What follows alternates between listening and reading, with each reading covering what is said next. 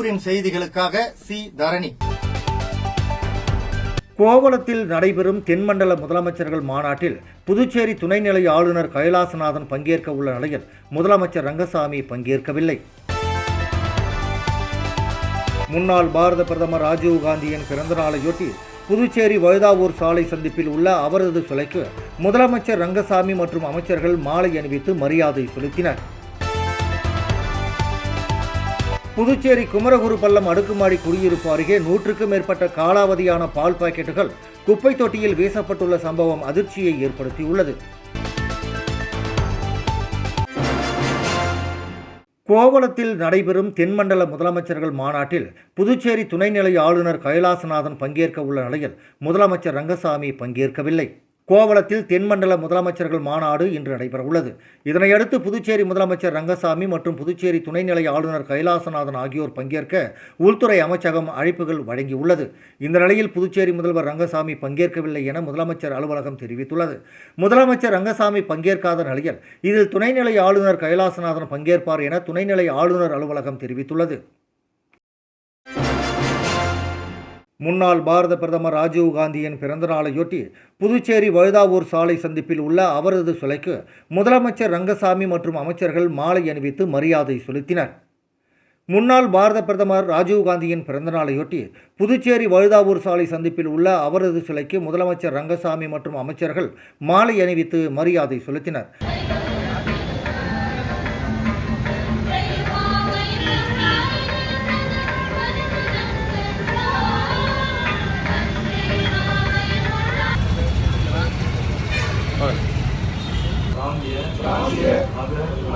மொழிகள் முதலான வேறுபாடுகளுக்கு அப்பாற்பட்டு இந்திய மக்கள் அனைவரும் ஒருவரே என்ற ஒருமித்த உணர்வுக்கு உழைப்பதற்கான புனிதமான உறுதிப்பாட்டை நான் எடுத்துக்கொள்கிறேன். மேலும் நான் நமக்குள் அதேபோல் காங்கிரஸ் கட்சி சார்பில் முன்னாள் முதலமைச்சர் நாராயணசாமி, நாடாளுமன்ற உறுப்பினர் வைத்திலிங்கம், காங்கிரஸ் சட்டமன்ற கட்சி தலைவர் கார்த்திகேயன், முன்னாள் காங்கிரஸ் சட்டமன்ற கட்சி தலைவர் வைத்தியநாதன் உள்ளிட்ட முன்னாள் அமைச்சர்கள் மற்றும் கட்சி நிர்வாகிகளும் கலந்து கொண்டு ராஜீவ்காந்தி சிலைக்கு மாலை அணிவித்து மரியாதை செலுத்தினர்.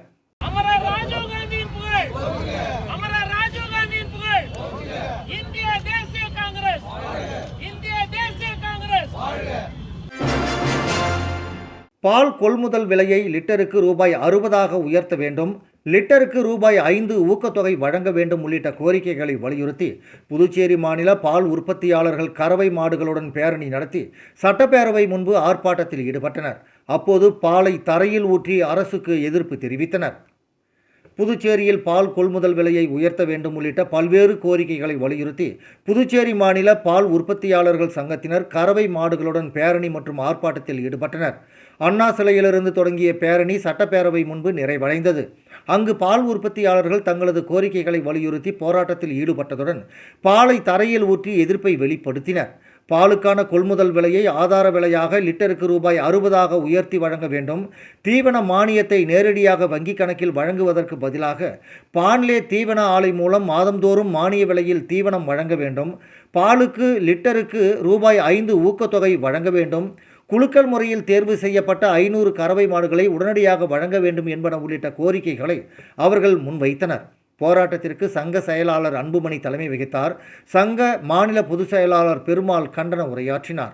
பால் உற்பத்தியாளர்களின் வாழ்வாதாரத்தை பாதுகாக்கும் வகையில் அரசு தங்களது கோரிக்கைகளை உடனடியாக நிறைவேற்ற வேண்டும் என போராட்டத்தில் வலியுறுத்தப்பட்டது. புதுச்சேரி பால் உற்பத்தியாளர் சங்கத்தின் சார்பில் பாலுக்கான கொள்முதல் விலையை உயர்த்தி வழங்க வேண்டும் மற்றும் இதர கோரிக்கைகளை வலியுறுத்தி இன்றைக்கு கறவை மாடுகளுடன் புதுச்சேரி மாநிலம் முழுவதும் இருந்து பால் உற்பத்தியாளர்கள் இன்றைக்கு மாநில அரசை வலியுறுத்தி ஆர்ப்பாட்டத்தில் பங்கேற்றிருக்கிறார்கள்.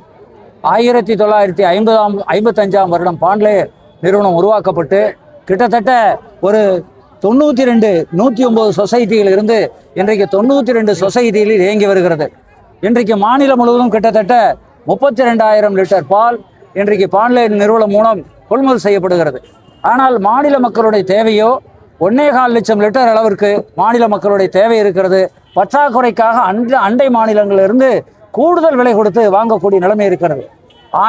2022ஆம் வருடம் பாண்லே நிறுவனம் பாலுக்கான கொள்முதல் விலையை 4.3 கொழுப்பு சத்து ஃபேட்டு, 8.3 இதர சத்துக்கள் கொண்ட பாலை லிட்டர் ஒன்றிற்கு 37 ரூபாய் என்று விலை தீர்மானித்து 4.5 ஆண்டு காலம் ஆன பிறகும் கூட இன்றளவும் இன்று பாலினுடைய கொள்முதல் விலை என்பது உயர்த்தப்படவில்லை.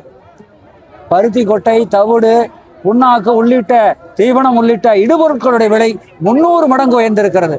பாலின் விலை உயரவில்லை. ஆகவே பால் உற்பத்தியாளர்கள் கடுமையான சிரமத்துக்குள்ளாகி இருக்கிறார்கள். எனவே 1 லிட்டர் பாலுக்கு 60 ரூபாய் வழங்க வேண்டும் என்று இன்றைக்கு கோரிக்கை வைத்திருக்கிறோம். புதுவை தமிழ்ச்சங்கத்தில் உள்ள திருவள்ளுவர் சிலைக்கு மாலை அணிவித்து திருக்குறள் கூறும் நிகழ்ச்சி மாதந்தோறும் 20ஆம் தேதி நடைபெற்று வருகிறது. இந்த நிகழ்விற்கு புதுவை தமிழ்ச்சங்க தலைவர் கலைமாமணி முனைவர் முத்து தலைமை தாங்கினார். செயலர் சீனு மோகன்தாசு வரவேற்புரையாற்றினார். இந்த நிகழ்வில் முத்தியால்பேட்டை சட்டமன்ற உறுப்பினர் வையாபுரி மணிகண்டன் சிறப்பு விருந்தினராக பங்கேற்று திருவள்ளுவர் சிலைக்கு மாலை அணிவித்து திருக்குறள் கூறும் நிகழ்வினை தொடங்கி வைத்தார். இந்த நிகழ்வில் பங்கேற்ற நியூலாந்து உயர்நிலைப்பள்ளி மாணவர்கள் மற்றும் பொதுமக்கள் அனைவருக்கும் திருக்குறள் புத்தகம் வழங்கினார். பங்கேற்ற அனைவரும் திருக்குறள் கூறினார்கள்.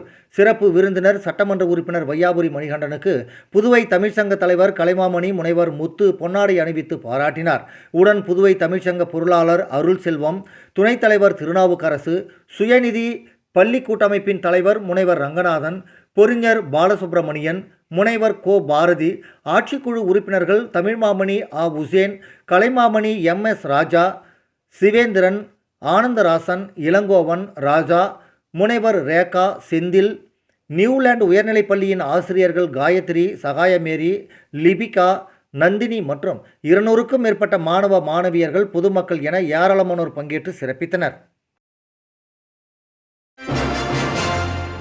புதுச்சேரி குமரகுருபள்ளம் அடுக்குமாடி குடியிருப்பு அருகே 100க்கும் மேற்பட்ட காலாவதியான பால் பாக்கெட்டுகள் குப்பை தொட்டியில் வீசப்பட்டுள்ள சம்பவம் அதிர்ச்சியை ஏற்படுத்தியுள்ளது. புதுச்சேரி கூட்டுறவு நிறுவனம் மூலம் பாண்லே பால் பாக்கெட்டுகள் 500க்கும் மேற்பட்ட பால் பூத்துகள் மூலம் மாநிலம் முழுவதும் விற்பனை செய்யப்பட்டு வருகிறது. இந்த நிலையில் புதுச்சேரி ராஜ்பவன் தொகுதிக்குட்பட்ட குமரகுருபள்ளம் அடுக்குமாடி குடியிருப்புக்கு அருகே 100க்கும் மேற்பட்ட பால் பாக்கெட் குப்பை தொட்டிகளில் வீசப்பட்டு கிடந்தது. இதனால் அதிர்ச்சி அடைந்த குடியிருப்பு பகுதி மக்கள் அதுகுறித்து நகராட்சி மற்றும் பாண்லே நிறுவனத்திற்கு தகவல் அளித்தனர். தகவலின் பேரில் சம்பவ இடத்திற்கு வந்த நகராட்சி ஊழியர்கள் குப்பை தொட்டியில் வீசப்பட்ட பால் பாக்கெட்டுகளை அப்புறப்படுத்தினர்.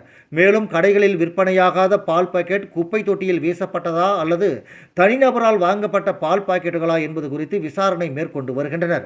புதுச்சேரி நகர பகுதியில் 100கணக்கான மக்கள் வசிக்கும் அடுக்குமாடி குடியிருப்பு அருகே பால் பாக்கெட்டுகளை குப்பை தொட்டியில் வீசப்பட்டுள்ள சம்பவம் பொதுமக்கள் மத்தியில் அதிர்ச்சியை ஏற்படுத்தியுள்ளது.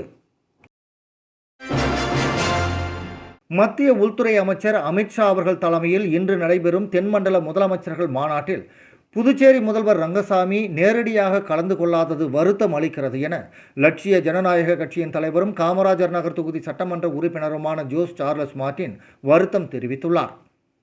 மத்திய உள்துறை அமைச்சர் அமித்ஷா அவர்கள் தலைமையில் இன்று நடைபெறும் தென்மண்டல முதலமைச்சர்கள் மாநாட்டில் புதுச்சேரி முதல்வர் ரங்கசாமி அவர்கள் நேரடியாக கலந்து கொள்ளாதது வருத்தம் அளிக்கிறது. கூட்டணியில் இருந்தாலும் மக்கள் நலனுக்காக உரிமை என்று வரும்போது சுட்டிக்காட்ட தயங்க மாட்டோம். மாநிலத்திற்கான கூடுதல் நிதி மற்றும் முக்கிய வளர்ச்சி திட்டங்களை பெற இதுவே சரியான களம் என்பதால் புதுச்சேரியின் நியாயமான கோரிக்கைகளை மத்திய அரசிடம் நேரடியாக வலியுறுத்த லட்சிய ஜனநாயக கட்சி எப்போதும் முன்னிற்கும் என்று ஜோஸ் சார்லஸ் மார்டின் தனது அறிக்கையில் தெரிவித்துள்ளார்.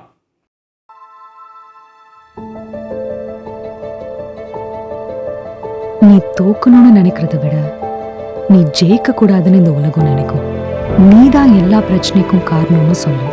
நீ போதாதுன்னு சொல்லும்.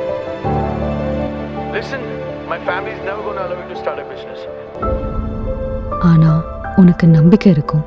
நான் சராசரி இல்ல, சாதிக்க பிறந்தவன்னு தெரியும்.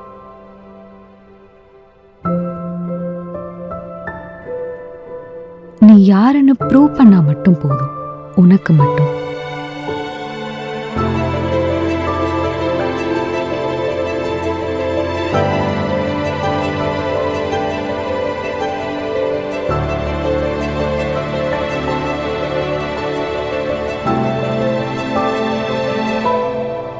போல்டா, பேலன்ஸ்டா, பியூட்டிஃபுல்லா, உனக்கு மட்டும். பேலே பை ஜோஸ் ஆலுகாஸ். புதுச்சேரி நகரப் பகுதியில் சாலையோரம் உள்ள கழிவுநீர் வாய்க்காலில் அமைக்கப்பட்டுள்ள இரும்பு கிரில்களை 2 இளைஞர்கள் திருடிச் செல்லும் சிசிடிவி காட்சி வெளியாகி பரபரப்பை ஏற்படுத்தியுள்ளது. புதுச்சேரி நகரப் பகுதிகளில் சாலையோரம் மற்றும் குடியிருப்புகளில் இருந்து வெளியேறும் கழிவுநீர் செல்லும் வாய்க்கால்களின் மேல் இரும்பு கிரில்கள் அமைத்து வாய்க்கால்கள் மூடப்பட்டுள்ளது. இந்த இரும்பு கிரில்கள் திருடு போவதாக பொதுப்பணித்துறை மற்றும் நகராட்சிக்கு பொதுமக்கள் புகார் அளித்திருந்தனர்.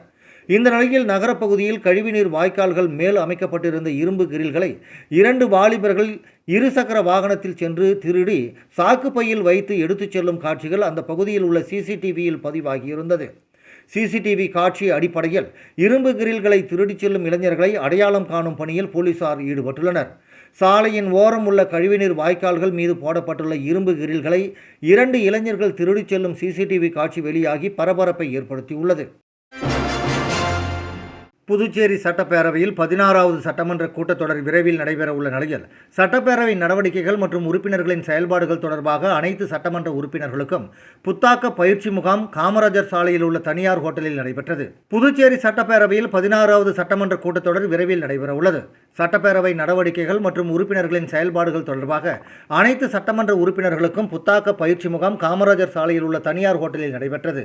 இந்த பயிற்சி முகாமை தற்காலிக சபாநாயகர் அன்பழகன் தொடங்கி வைத்தார். இந்த பயிற்சி முகாமில் எதிர்க்கட்சித் தலைவர் நாஜிம், முன்னாள் அமைச்சர் விஸ்வநாதன், முன்னாள் சட்டமன்ற உறுப்பினர் இளங்கோ, சார்பு செயலர் ஜான்சி, முன்னாள் பட்ஜெட் அலுவலர் பொன்னுசாமி, சட்டப்பேரவை செயலாளர் தயாளன் உள்ளிட்டோர் கலந்து கொண்டு சட்டமன்ற உறுப்பினர்களுக்கு பயிற்சி அளித்தனர்.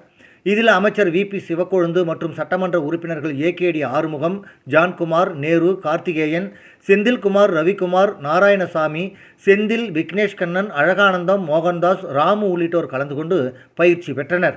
தற்காலிக சபாநாயகர் அன்பழகன் சட்டப்பேரவை நடைமுறைகள் குறித்து விளக்கி பேசினார்.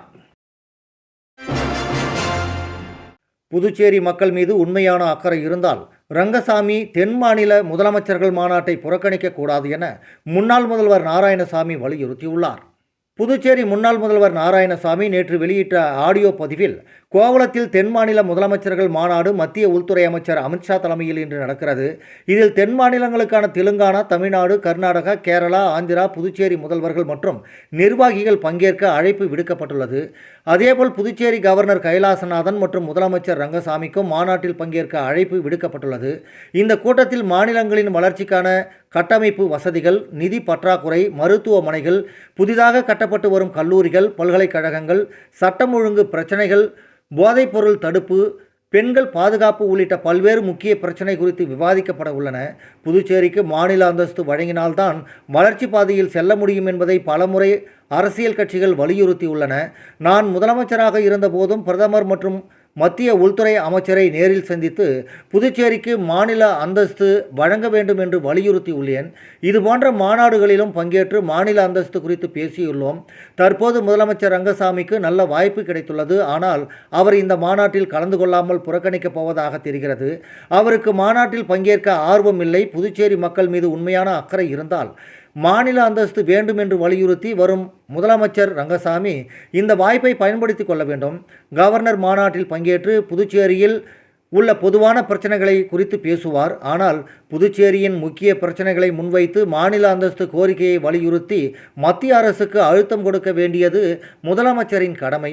அந்த கடமையை முதலமைச்சர் ரங்கசாமி தவறவிடுகிறார். கடந்த முறை நடந்த தென் மாநில முதலமைச்சர்கள் மாநாடு மற்றும் பிரதமர் தலைமையிலான நடந்த முதலமைச்சர் ரங்கசாமி கலந்து கொள்ளவில்லை.